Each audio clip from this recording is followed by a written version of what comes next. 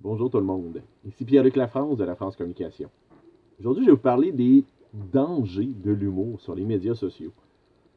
Je le sais qu'il y en a plusieurs qui veulent ajouter une touche humoristique sur leur page Facebook, par exemple, parce que c'est populaire, c'est des affaires qui sont partagées, des affaires qui sont commentées, et en soi, l'idée n'est pas mauvaise.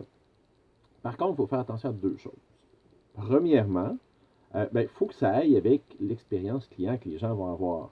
Bon, je sais qu'un des exemples qu'ils ont en ce moment de bonnes communautés bien gérées sur les médias sociaux, c'est l'équipe de hockey de Las Vegas, les Golden Knights, qui ont un ton très humoristique, un peu baveux, mais ça a toujours été ça, puis ça va avec leur expérience, et ça va bien.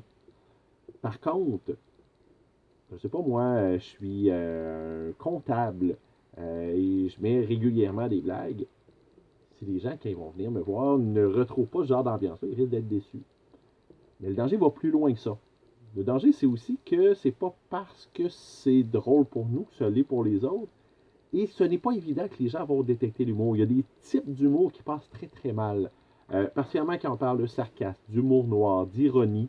Euh, Malheureusement, c'est des genres que j'adore, mais d'expérience, les gens vont lire les choses au premier degré. Même si on met des clins d'œil, même si on met des petits émoticônes, les gens vont toujours chercher la petite bébite.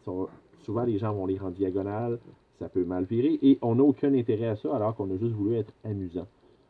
Donc, s'assurer quand on fait de l'humour que c'est très très clair, que toutes les clés sont là pour que les gens comprennent qu'il n'y ait pas d'ambiguïté, parce que ça peut amener des situations désagréables où on a à gérer une tempête pour une blague.